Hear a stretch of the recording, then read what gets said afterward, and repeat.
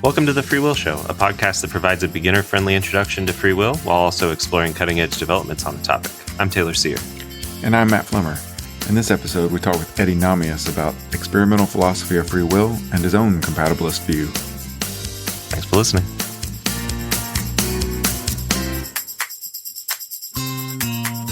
I'm happy to introduce Eddy Nahmias, professor of philosophy at Georgia State University. Eddy works on several topics related to human agency, many topics that will be of interest to regular listeners of this podcast. He's published papers on several topics that have come up on this show before, including various scientific challenges to free will, as well as the manipulation argument against compatibilism. One recent paper on manipulation with co-author Oisin Deery is called Why the Manipulation Argument Fails. Determinism Does Not Entail Perfect Prediction, which was published in 2023 in Philosophical Studies. And besides these topics, a good bit of Eddy's work has been on the experimental philosophy of free will.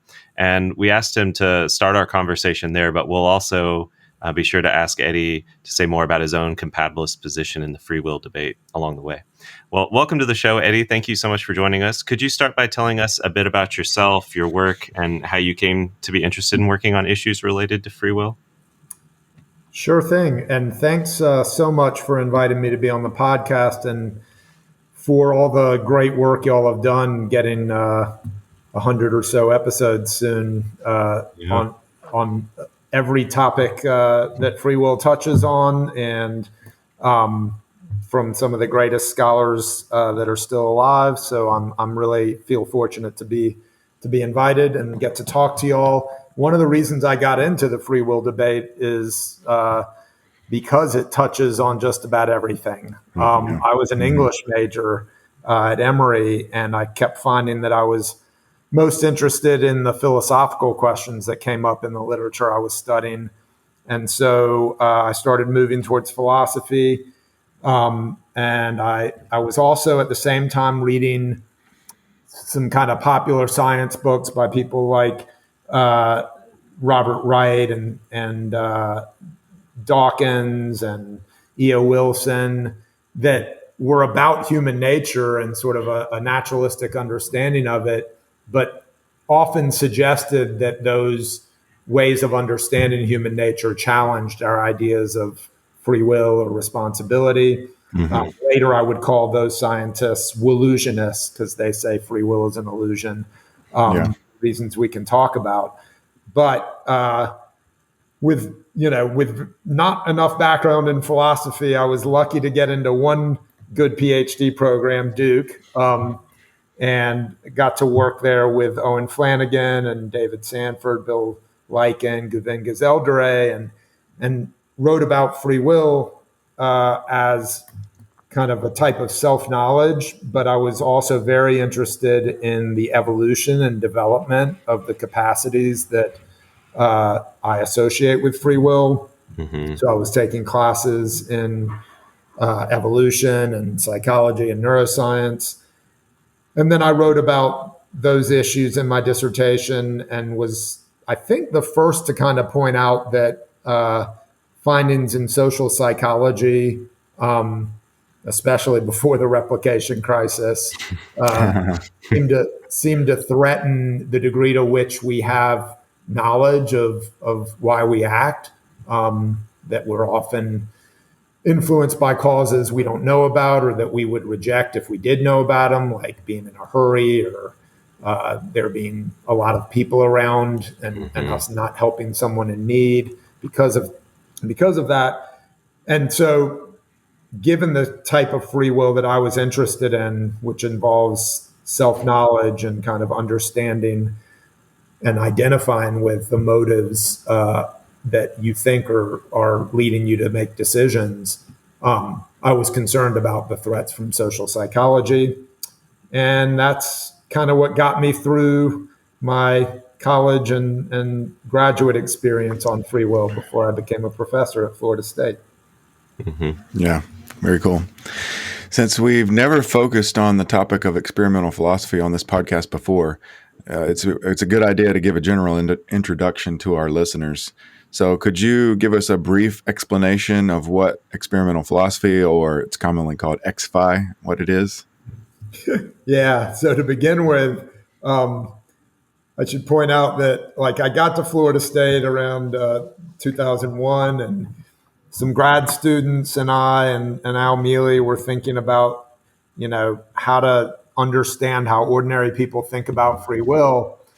And Josh Knobe came down to Florida State, and we talked to him about it because he was working on people's attributions of intentional action. Mm-hmm.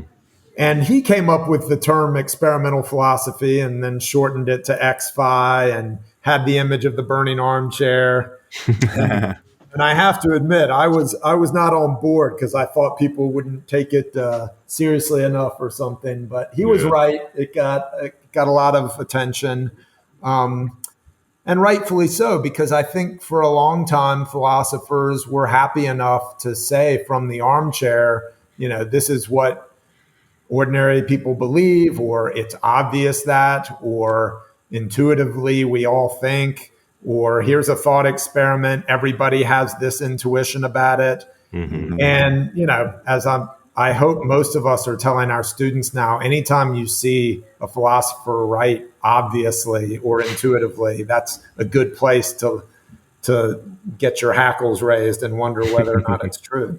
So the easiest way to understand what experimental philosophy is it's just trying to study in a more systematic and often using experiments to study what ordinary people think about philosophical concepts and theories and thought experiments and intuitions. And so that's what people started to do. And, just briefly, I think it has sort of three main strands. One is you might call positive, trying to gain support from ordinary intuitions and maybe shift the burden of proof around depending on what intuitions are, so that we can say with some evidence intuitively this is what people think. And so if your theory challenges that, you've got the burden of proof to say why we should give up our ordinary views about this issue, especially if it's something in the realm of, morality or ordinary concepts, not technical concepts. Then there's the negative program that tried to show, look, when you study these intuitions systematically, people's intuitions are all over the place, so we should just give up any appeal to intuitions. And then there's kind of the most standard thing people are doing when they do psychology and experimental cognitive science, which is just trying to understand how the mind works in a systematic way. And I think that can be really illuminating to understand what the psychological sources of philosophical debates and intuitions, conflicting intuitions are, and how they can be pushed around in various ways. So I think XPhi has tried to do all of those things, including in the free will debate. Mm-hmm. That's a helpful overview. You told me you haven't done much XPhi work lately, but over the course of your career, you've written a bunch. You've participated in leading several studies, and you've been involved in several XPhi studies that are related to beliefs about free will in particular. So I don't know, maybe choosing one or two of those, could you tell us about some of the more, widely discussed XPhi studies on free will and what, various philosophers take them to show? Yeah. And part of the reason I'm not working on it as much recently, we can talk about it's because it became pretty messy and people were disagreeing on how best to probe intuitions about free will. Part of it is because I'm doing more experiments on things like intuitions about punishment and blame. But way back in 2002 or so, those students at Florida State that I was mentioning, Jason Turner, Thomas Nadelhoffer, Stephen Morris, and I, using paper and pencil with our students at Florida State, said, okay, let's just show people descriptions of deterministic universes and ask them what they think about free will and responsibility. of the agents in those universes. And part of that was because, two of us were compatibilists and two of us were incompatibilists, and we differed on what we thought was intuitive and what we thought our students thought was intuitive.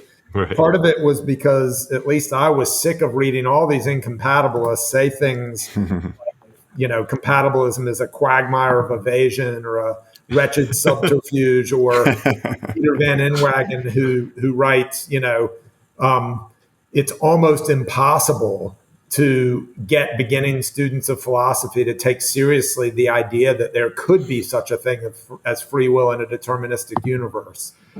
And my experience didn't agree with that. And right. Clearly, a lot of that has to do with how you present it and how you present determinism and what you're asking the students to think about. But in any case, we gave various descriptions of determinism that have also gone on to be used by many other people. One is the rollback universe, where you say, if the universe begins with the exact same initial conditions and laws of nature, if if that universe runs over and over, it's always going to come out the same way, because the laws of nature are such that the same effects have to occur given the same causes. We never use the word determinism because some people just understand that word to mean the opposite of free will, which would make the philosophical debate really easy. But you can do it that way. People have tried it with the idea of like a supercomputer, like Laplace's demon, that can see the state of the universe at one time, knows the laws of nature, and therefore can predict everything that happens in the future. People have used other descriptions that describe it in terms of the laws of physics and the micro state of the universe versus, using psychological language. Mm-hmm. With all these descriptions, in our initial experiments, we found that between 60 to 80% of the people we asked, which were students, although at diverse universities, Florida State and Georgia State, and other people have tried it with different and more diverse audiences. But we found that about 60 to 80% of people said agents could have free will in these universes, and they could be blameworthy, and they could be morally responsible. Almost all the experiments show that blame and responsibility and punishment attributions are slightly higher than free will attributions. So that was the initial set of studies.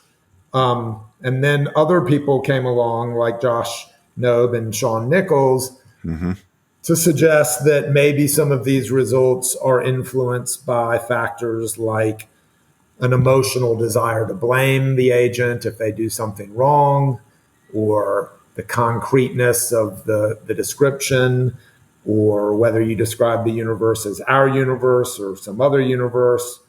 And long story short, they found that you could get more incompatibilist responses. Yeah. So that's how things started at the beginning. And I can talk more about the controversies if you want. Yeah, let's move on to the controversies. And you've already mentioned the messiness problem. Yeah. So let's talk about that a little bit more, and maybe some of the other reasons why we might be skeptical about using XFi to learn about intuitions, about free will. Yeah, I mean, the most basic reason to be skeptical, so one reason, and this is one of the strands of XFi, is either to say our intuitions are just a mess and ordinary people's intuitions are even messier.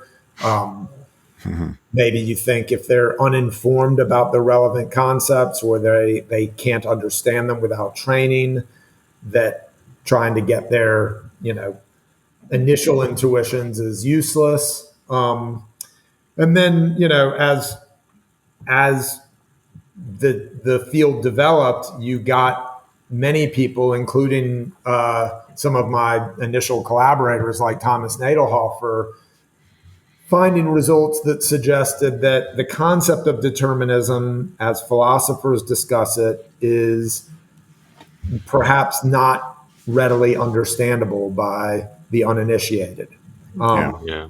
And this comes up in two directions. So people like Sean Nichols and Nadelhoffer suggested that, look, in the end, they thought there was evidence that showed most people are just so deeply committed to libertarian or even agent causal notions of free will and perhaps a dualist conception of the mind, that it doesn't matter what you tell them about the universe being deterministic or naturalistic, they're going to intrude their metaphysics into the scenario. And so the results you get are based on a kind of error of people intruding their libertarian notions into the scenario, which of course wouldn't show that they're actually compatibilist. It would just show that they're incompatibilists who can't be convinced that determinism even makes sense. Right. Now, I can talk about why I think that's not the case. I certainly think it's the case for some people, perhaps some people who have religious theories or more committed reasons to believe in libertarianism or dualism. But my own take is that most people are what I call theory light. They don't have deep metaphysical theories about the way the mind works or the way free will works. They have pretty substantive views about humans being agents that can make choices based on their reasoning and deliberation. And they will find it very threatening if you convince them or show them, evidence that we don't have those capacities. But if they aren't led to believe determinism entails that those capacities have no causal effects, they will offer compatibilist intuitions. So the error from the other direction that I've explored in some of my work is called bypassing. And that's the idea that if you describe determinism in certain ways or reductionism or mechanism in certain ways, it's pretty easy to lead people to think that their conscious mental states play no causal role in their actions.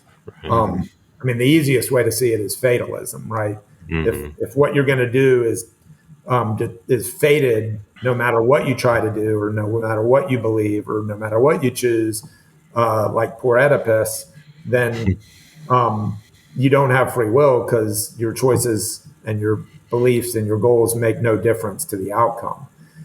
Determinism, as I'm sure you all have said to your students many times, does not entail fatalism, right? Because it doesn't entail that our choices and our mental states play no causal role. But describing determinism in certain ways, because I'm the one you're interviewing, I can say I think Nichols and Knoeb's description in their X-Fi research primes fatalistic thinking. They say, imagine a universe where certain things have to happen no matter what you decide. Or if in some of my own work with Trevor Kavarin and Justin Coates and others, we used mechanistic descriptions of the brain being the causal source of our actions. Right. And I think that leads people to think that their mental states don't play a role either. So when you make a bypassing mistake, I think it's easy to think you don't have free will. So that's kind of where things are. I think if people are looking for the latest evidence, they should look at the papers by Florian Kova, who's done a ton of good work recently that is more supportive of my view. And then to get the other side, you can look at Thomas Nadelhoffer's work.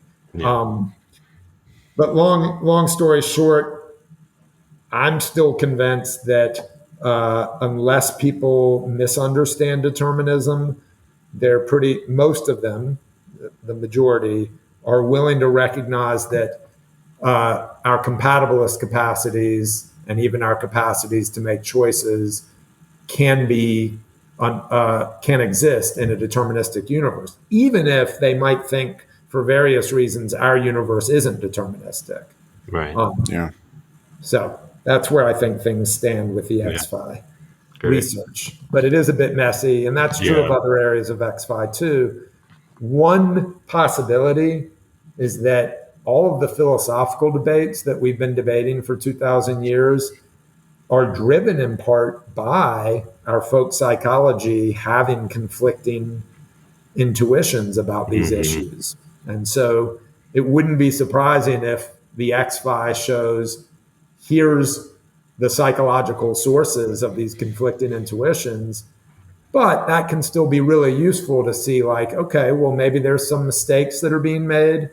Maybe some of these intuitions are unreliable. Maybe we can rejigger the psychological sources to help people see, why a particular philosophical theory is more plausible than they might have otherwise thought.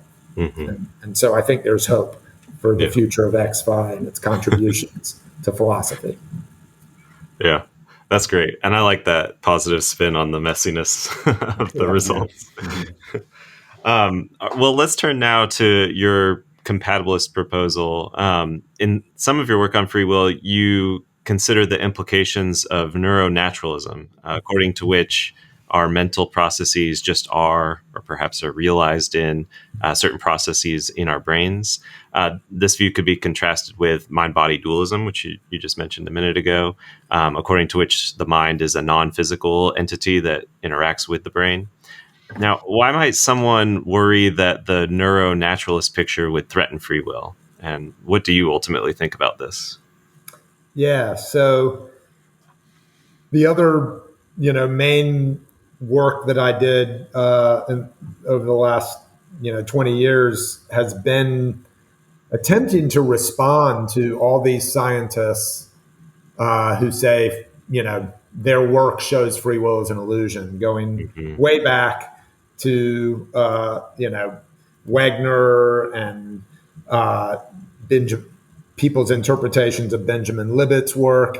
And then more recently, Sam Harris and Sapolsky, whose book Determined has gotten a lot of airtime.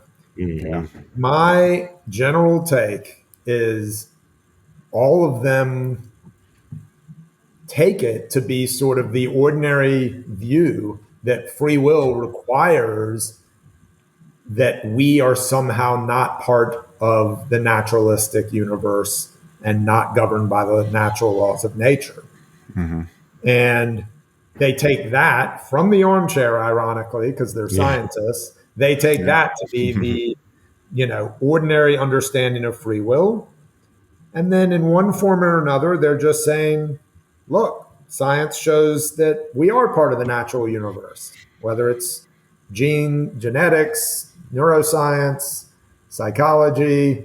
Sapolsky throws everything into the hopper and says we're all ultimately determined, by which he means caused, because none of them really care about deterministic causation. They just care about everything ultimately being caused by natural laws and processes. And so if you think that's what science shows about human nature, but you define free will as the ability to act outside of the laws of nature, then of course you're going to think science shows free will as an illusion, and you're going to think illusionism is the case. It's really problematic that most of them haven't explored the free will debate enough to know that compatibilism is a live option. They usually just write it off as a complete, evasion of the real issues. But I think there's a good psychological explanation for why they think their view is so intuitive. And it's based on what we were just talking about, this kind of bypassing worry. If you think that there can only be sort of one causal explanation for any outcome, human decision or action, for instance, and if you think that ultimately everything is caused by the natural laws and processes, then you're going to think there's nothing left for the human mind to do. You're going to think that we are bypassed. I think this comes from a lingering problem that is the mind-body problem.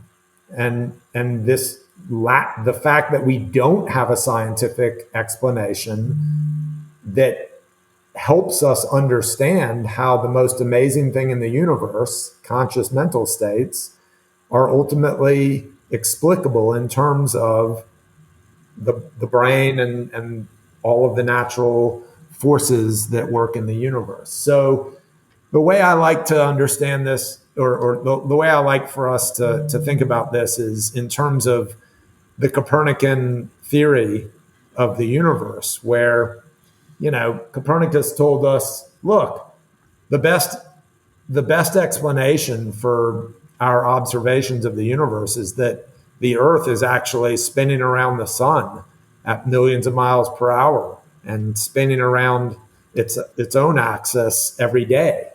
And that is extremely counterintuitive given our experience of being stable. Right. And that's kind of where we are with the naturalistic idea of the mind-body problem. Like, the best way of understanding humans is probably as physical entities in the physical universe. But we've got this weird experience of subjective consciousness that doesn't seem to fit with our normal way of understanding the physical universe. Mm-hmm. So we're waiting for our Galileo to come along. Because Galileo was the one that helped us see that, there's nothing really that counterintuitive about the Copernican theory. Every time you are on an airplane, you understand what it means to be moving very rapidly but feeling like you're not. Right. So he gives us the theory of acceleration that helps us, or inertia, that helps us understand the Copernican theory is not actually in radical conflict with our ordinary experiences. And now, literally, you can teach a 5-year-old kid why it is that the sun is not rising and setting, but we're spinning it, because I've done it with my own kids. You just say, remember how when we're on the airplane or in our fast-moving car, it doesn't feel like we're moving? That's why we don't experience ourselves moving on Earth, even though we're moving very rapidly. Problem dissolved. No 6-year-old kids in the modern world are like freaked out by the idea that we're going around the sun. And for that matter, most college kids that, I talk to and that we use in our experiments are not freaked out by the idea that, in some sense, love and decision-making and our experience of, hearing a trumpet is somehow explained by the brain, even though we don't have a really good explanation of that. So that was my long-winded explanation of why the scientists think, but we haven't gotten that theory yet, and maybe there never will be such a theory. And so if we explain everything in terms of the brain, there's nothing for the conscious mind to do. And so free will is an illusion. Whereas when I poll people and give them surveys that say, imagine a future where neuroscientists can see your decision-making in the brain, and from that, they can predict what you're going to do, very few people are freaked out and say there can't be free will in that setting. Because what I think they're doing is they're thinking, in the future, we'll have our Galileo, and the neuroscientists are just seeing how the brain does conscious reasoning. And so they won't feel bypassed when they see their brain in action, making decisions about whether to go to law school or philosophy, or whether to marry someone, or what to eat for lunch. They'll just see, that's cool. That's how the brain does it. Didn't understand it before. So I think, if we can help ordinary people understand that the scientists are working from a misguided view of what we should predict will occur when we get better explanations of the human mind, we'll get past we'll solve the free will problem, at least in the reductionistic form. We still got the problem of determinism to worry about. Right. Yeah. Well, as we said, your view is a compatibilist one, and you emphasize the need for causal sourcehood in order to be free and responsible. Could you say a bit about how you understand the notion of causal sourcehood and how it's related to work on the nature of causation? Yeah. So I said, we can understand how maybe free will works in the naturalistic universe. And I think interventionist causation helps there for reasons I'll explain. But the standard philosophical problem, most philosophers don't make this bypassing mistake, including incompatibilists. They Right. understand, that mental states can still play a causal role. They're just worried about our mental states ultimately being caused by sources that aren't in our control in the distant past, maybe deterministically. Hmm. So they're worried about some notion of us being the causal source of our actions.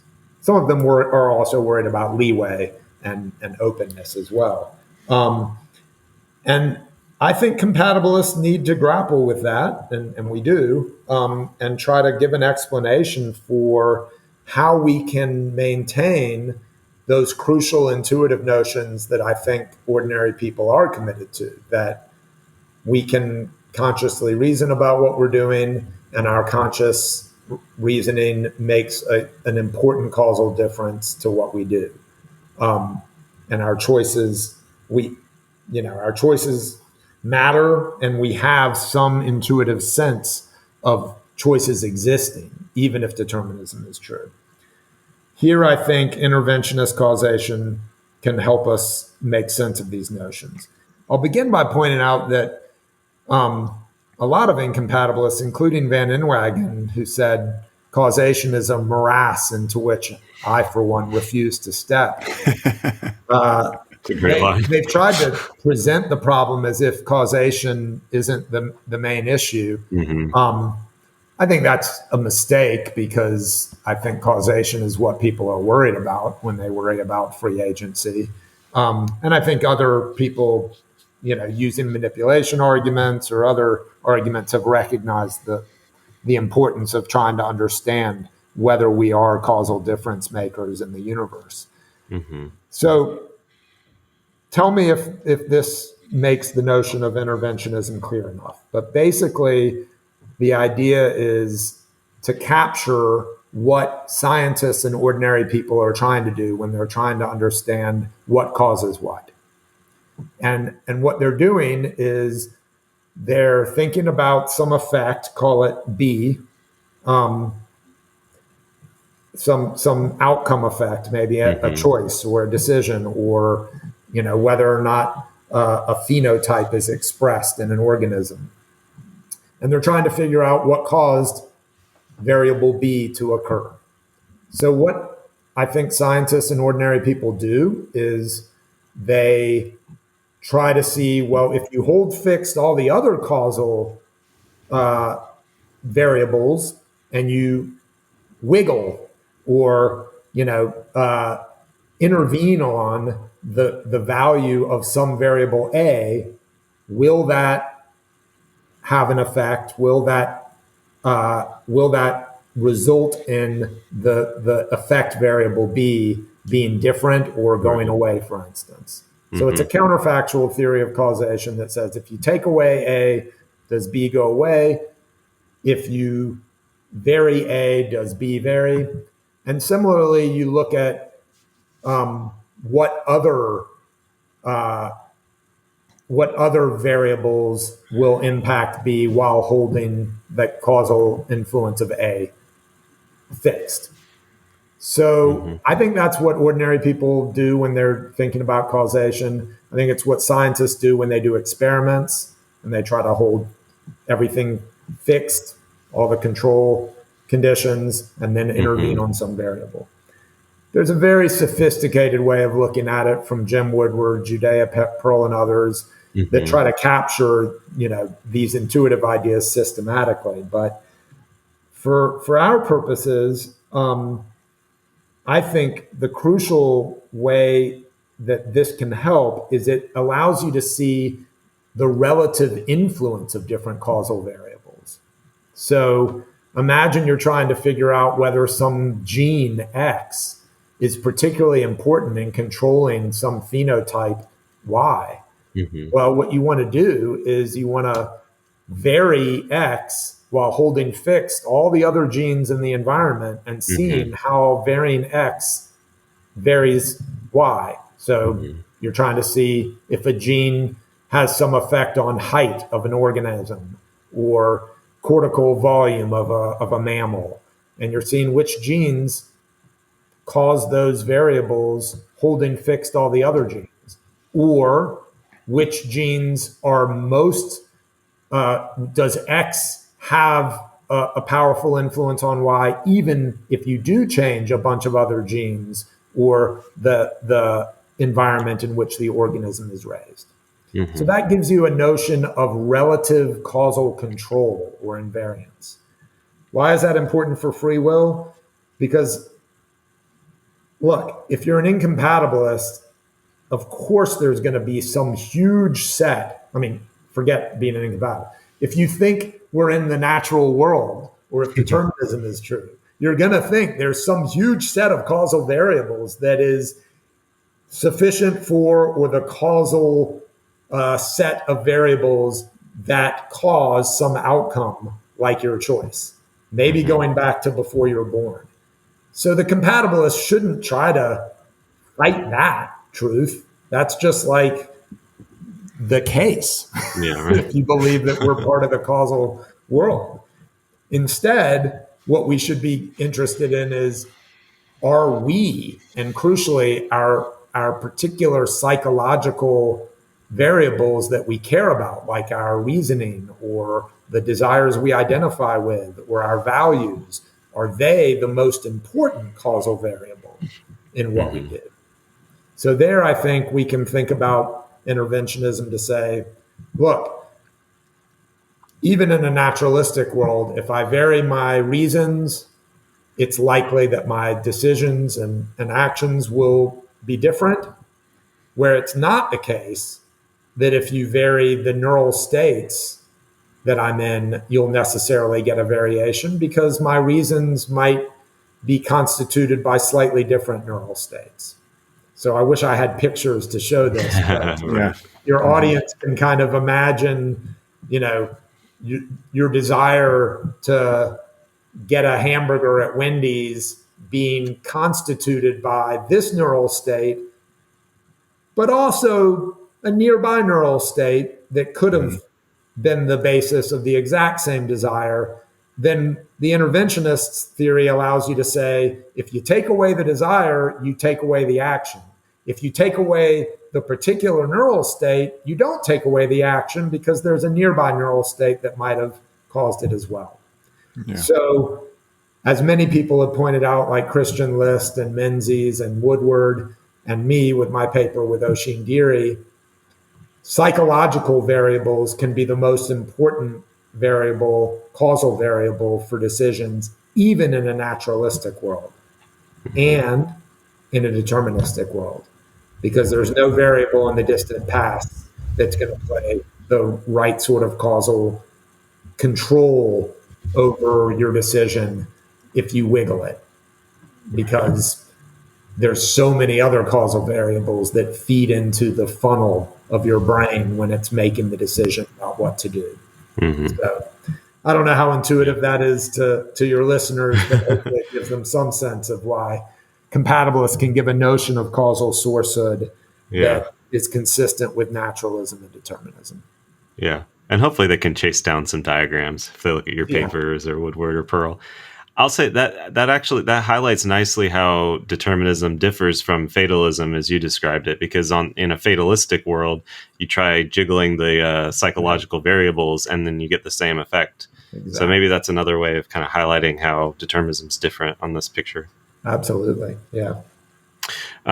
Well, we've already mentioned manipulation, and it turns out in your response to manipulation, this idea of causal sourcehood, understood with interventionist causation kind of in the mix, will become important. But first, could you give a quick summary of what you take the strongest version of the manipulation argument to be, just so we can ask about your response to it? Yeah. So There's a lot of different versions of the argument, as you well know, Taylor, having written about them. And there's lots of different responses. The simplest, I think, is Mealy's zygote argument, which is parallel to case 2 in Pereboom's 4-case argument, for those who know the literature. But basically, it's, imagine that there is some very powerful God or a set of neuroscientists that can create a zygote or an early infant to have just the right sort of, genes and neural states that it will grow up 30 years later to make a very particular decision in a deterministic universe. Mm-hmm. So they have complete knowledge of how things will play out in a way that actually Deery and I argue is not possible in a deterministic universe. But you can go read the paper for that if you want to see why. But let's suppose it is possible. Then this agent that we call Manny for manipulation is constituted such that they will make a particular decision to, say, steal a wallet they find on the street 30 years later. Mm-hmm. And speaking of XFi, the intuition that people are supposed to have is Manny is not free and responsible. Right. And people who have tested this, and you can get different responses depending on how you set the case up. But personally, I find it pretty intuitive. I think if nothing in the literature, if we can agree on nothing else, we can all agree that being manipulated is the most scary thing for free will. Like being directly manipulated by other humans is the most intuitive threat to free agency that I can think of.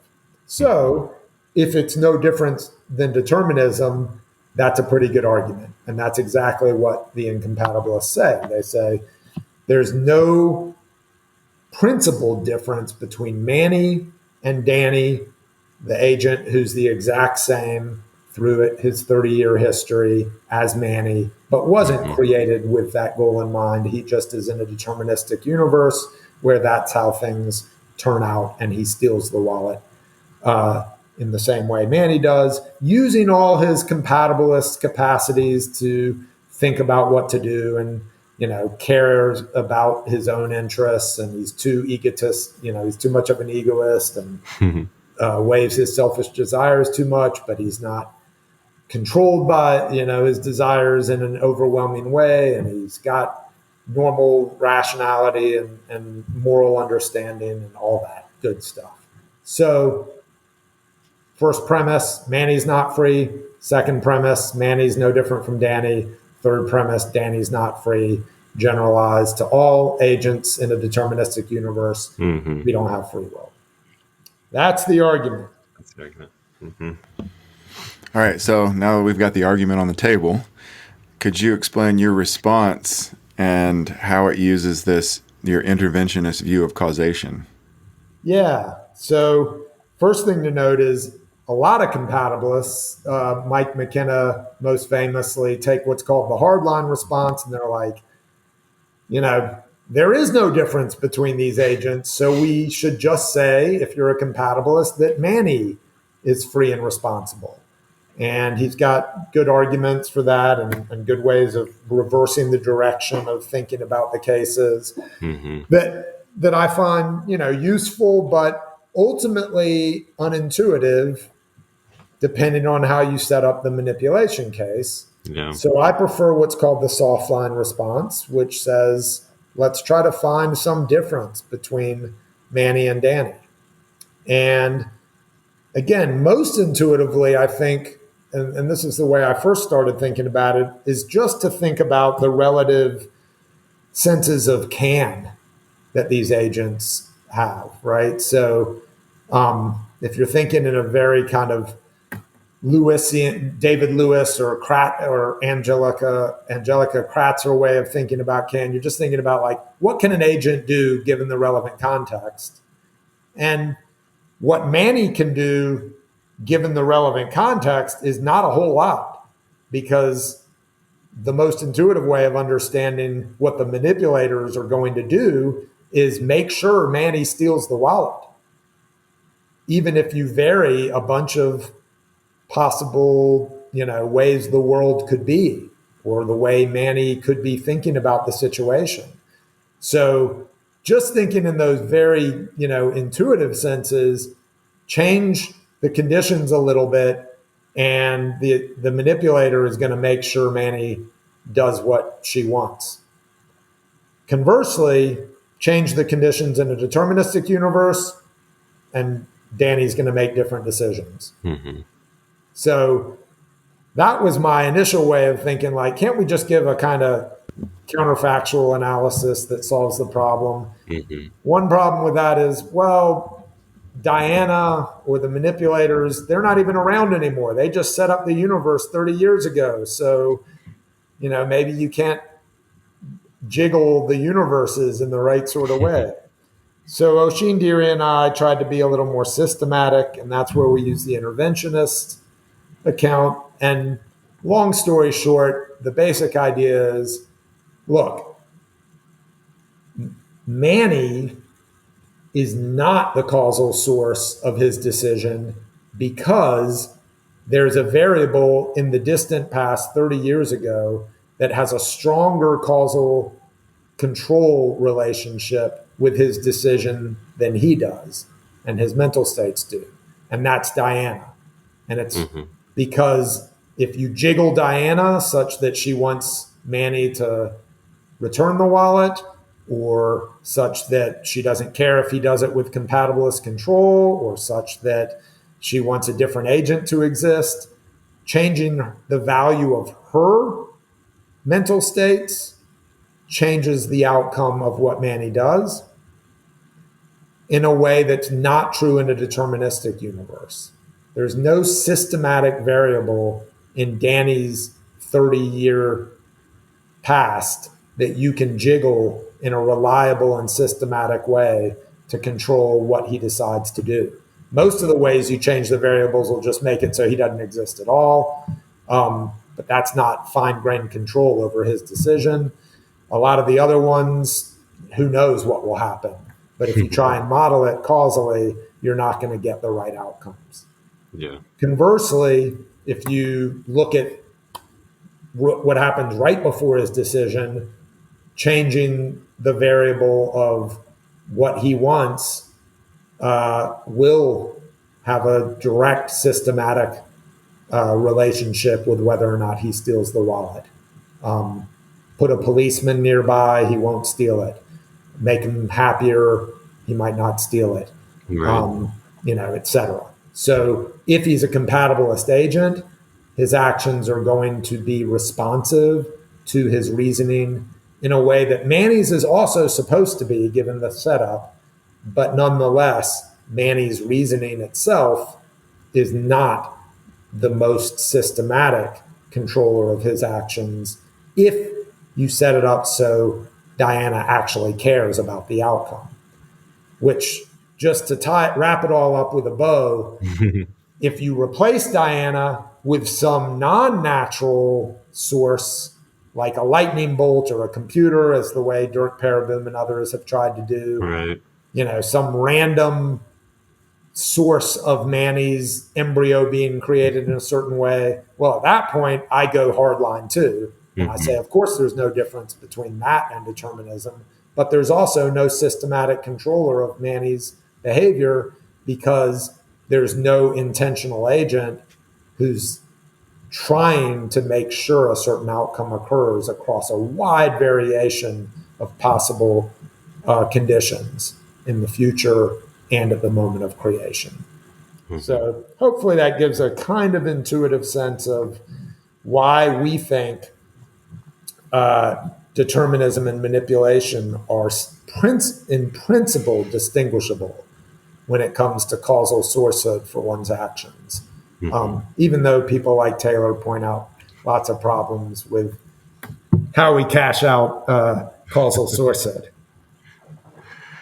That's funny. Yeah, it is nice that it ties together in your response to the manipulation argument, the sort of approach to causal sourcehood that you want kind of from the get-go, setting aside worries about manipulation, just as a compatibilist, a way of talking about how our agency is involved even in a deterministic world. I like the neatness of that overall picture. Yeah. Well, yeah, it's neat. It'd be neater if we could write the next paper where we respond to people like you and Tierney and other critics by saying, look, here's not just a difference between manipulation and determinism, but here's a really systematic account of causal sourcehood that comes in degrees.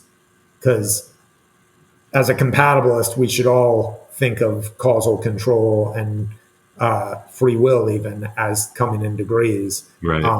And here's a way we can understand the degree to which an agent has the right sort of control over their decision making. And here's maybe ways they don't. So in case we don't get to it later, I certainly want to emphasize that I'm what's called a cagey compatibilist. I don't think we have, all the control that we think we have. And I think the sciences of the mind are quite likely to show, as I said about social psychology earlier, they're quite likely to show that we probably have less control in certain ways than we think we do, and that some people might have less control than others. But I think that's all for the good, because we should give analyses of agency and responsibility that are amenable to rigorous empirical differentiation for instance, the legal system to use. Well, one more question, and sorry to put a big question here at the end, but I wanted to make sure to give you a chance to talk about your work on desert. So you've written some about how your view of free will can support a notion of deserving praise and blame in a way that doesn't depart substantially from kind of most of our ordinary beliefs and practices. Could you say a little bit about that notion of desert, or is there any other kind of component of the view that you wanted to mention? Sure. And, good luck editing this all to fit. And if you decide to include this stuff, it is what I'm currently working on, mostly in the context of punishment. But look, I mean, the one way to see it is like anything in philosophy, the higher you raise the bar for some concept or theory, the harder it is to meet that bar. Like, in epistemology, we typically don't just jump to skepticism. We just try to use the problems to find a more amenable understanding of how creatures like us can actually know things in the world. Right. And similarly, in the free will debate, if you're Galen Strawson and you say, free will is the power that would justify eternal damnation, right? Or even just an incompatibilist notion of causal sourcehood that defines it so only the first cause could be the causal source. Well, raise the bar that high and you've given away the game. And you may have to be a skeptic.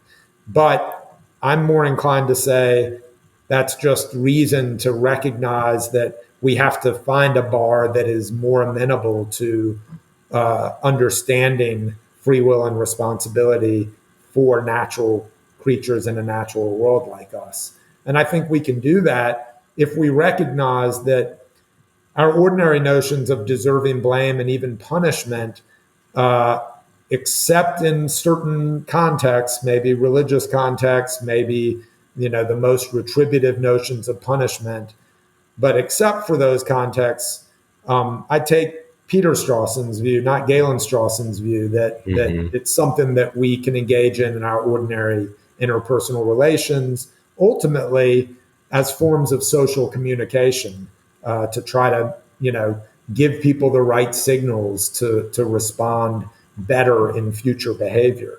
So it's got that kind of forward-looking notion that consequentialists focus on, but as Peter Strawson said, we don't want to go too objective, too mechanistic, and we want to recognize we're human agents, and we should understand the kind of emotions and interpersonal reactions that are foundational to these ways of understanding deserving blame.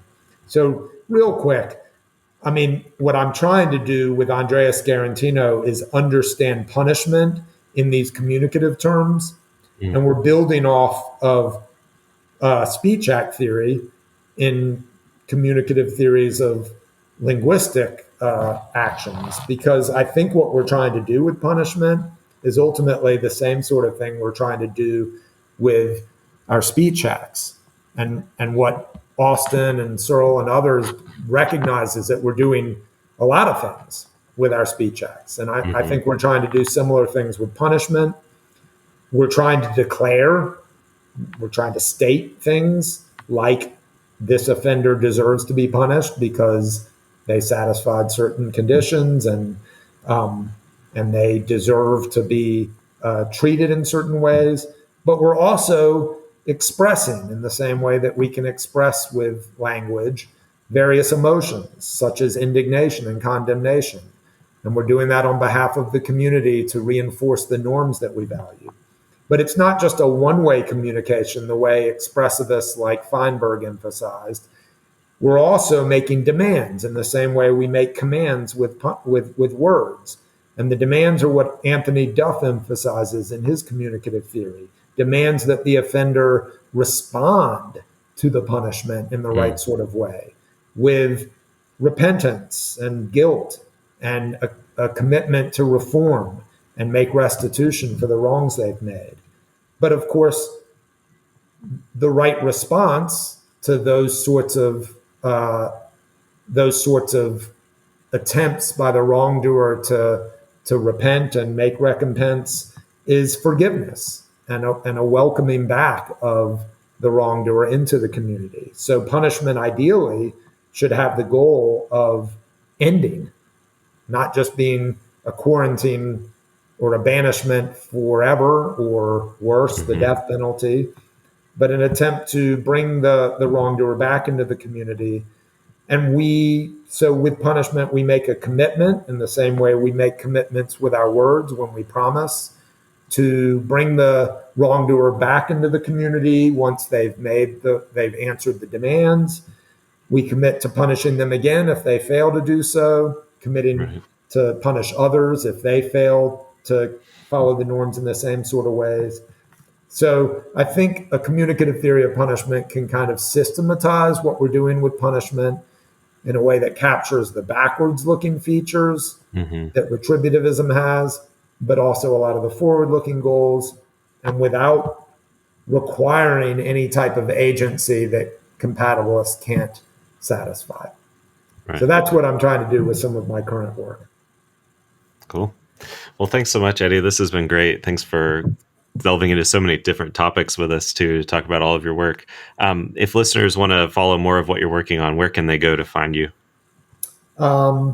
They can go to my website, eddynahmias.com, where they can get most of my papers, or under the media link, there's some other podcasts or shorter pieces where I try to talk more briefly about the basic ideas, and people can look at that.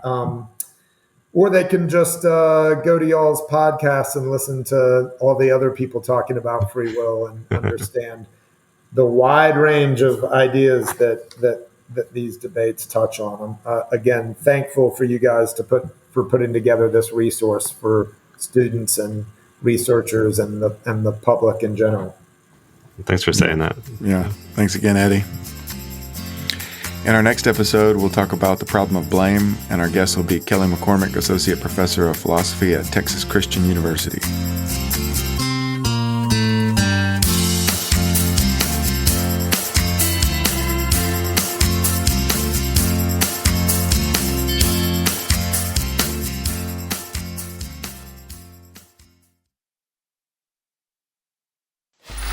Free audio post-production by alphonic.com.